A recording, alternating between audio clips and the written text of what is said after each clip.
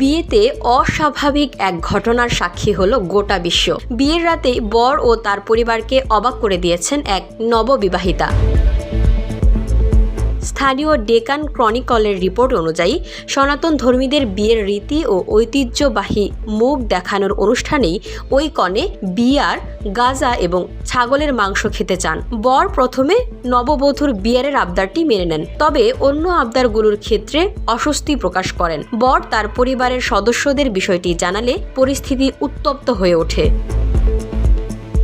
শেষমেশ স্থানীয় পুলিশ এসে বিষয়টিতে হস্তক্ষেপ করে। ভারতের উত্তরপ্রদেশের সাহারানপুরের এই ঘটনায় পুলিশ এসে ওই কনেকে কাউন্সিলিং করে। তবে এতে বিষয়টি আরও নাটকীয় হয়ে ওঠে যখন বরের পরিবার দাবি করে যে এই কনে আসলে কোনো নারী নন, তৃতীয় লিঙ্গের।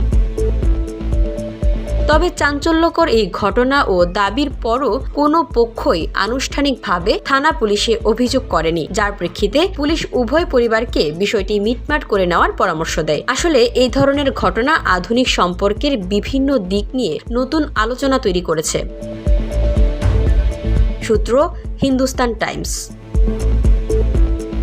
VOD Bangla, news desk.